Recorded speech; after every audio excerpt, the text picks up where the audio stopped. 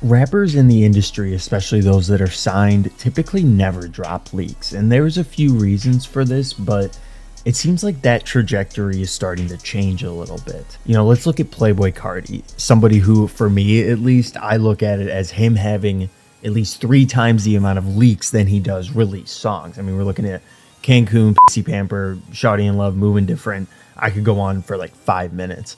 And it's not just him, it's a lot of rappers in the underground, and there is a market for this. There are people that are making money by leaking these tracks. And when you are in the industry, there is sort of this, I would say, dated notion that you can't drop leaked tracks. And sure, there's a lot of external factors like sampling and things like that, but it's almost looked at as a diminishing quality. Like, it will not be as valuable now as it was when it would just be dropped and, people weren't already familiar with what it is and what it sounds like. Right now, when songs are leaked, other people are essentially making money off of them. People might know that, it's a CARTI song, but it might be masked under a different name on Spotify. So it's really only accessible to the hardest of the hardcore CARTI fans.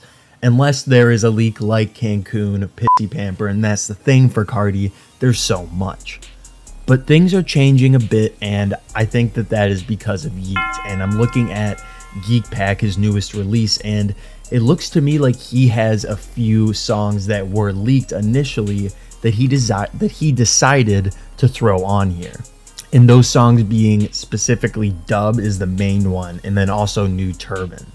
And right now on Spotify, it does say Dub has 7.5 million streams, which is a little confusing to me, but I think what they did is took the streams from somebody else who had posted the song and attributed it to themselves. I'm not sure if you can even do that, but I know Dub didn't get 7 million streams in 2 days. Just because when you look at the rest of the album, the songs are mainly in the hundreds of thousands, at least the ones that were just dropped from Big Tonka on.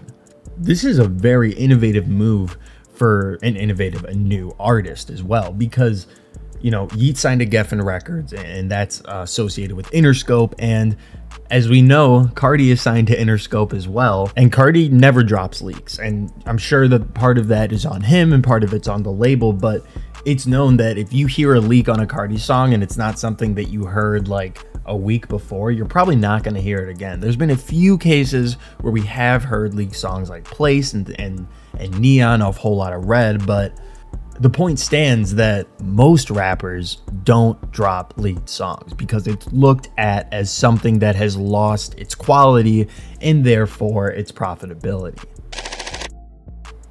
Yeat's just checking to make sure that you're subscribed. But when you look at, what happens, how these songs get leaked, what goes into it, there's a business behind this. And I'm looking at this Vice article, and it's this kid, this hacker who does have receipts from Uno the Activist, saying that he's acquired over 1,000 songs from the likes of Uzi, Juice WRLD, CARTI, Uno, Future.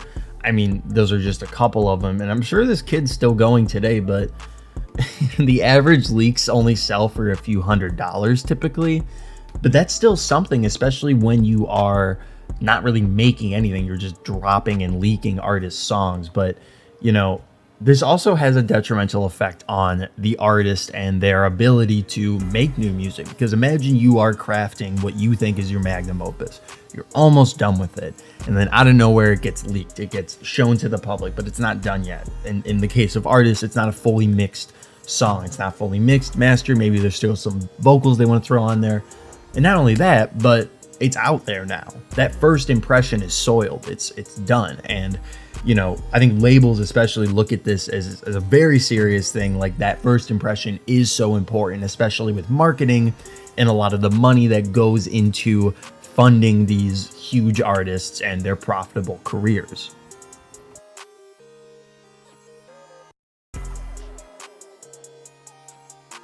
And what I also find interesting in this Vice article, they ask him, for someone like playboi CARTI who has had like entire albums leaked, he's even confused, like, who makes the decision to not put the music out and things like that. But that shrouded sort of uncertainty around why the stuff isn't coming out, I think is because it is so multifaceted. But I think a few of the main reasons are label disconnect, exponentially diminishing value, the power of labels not giving in to the consumer, and the overtly protective nature of the labels that has been here since the Napster days. I mean, you look back at that, and that sort of anxiety from the label perspective of losing it all again has created just an all-encompassing industry. That's at least what I think. But what makes Yeat different? What makes him different and able to do this when other rappers that are signed to labels don't or aren't able to do?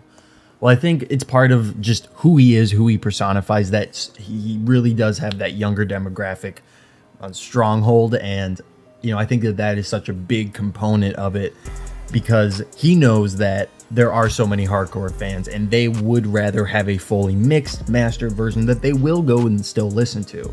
But on top of that, he also understands that songs and viral moments can go by fast. You can have the biggest song in the world for 2 weeks and then people won't listen to it again. Like, it'll still get streams, but that's just the kind of world we live in with music right now, is that it's just chugging constantly, in and out, in and out. And Yeat knows this, and he's been, talented and lucky enough for his songs to stay around a little bit longer. So it doesn't hurt to try and capitalize off of that and really make these songs also something that you can perform as well. And also, I think Yeat's part of the camp, he's pretty young. He understands the leaking of music. He was probably in the camp of people that was looking for the leaked music from the CARTIs and the Uzzies and the Trippie Reds and waiting for that stuff. So he is probably more nuanced on that topic than most people and artists today are.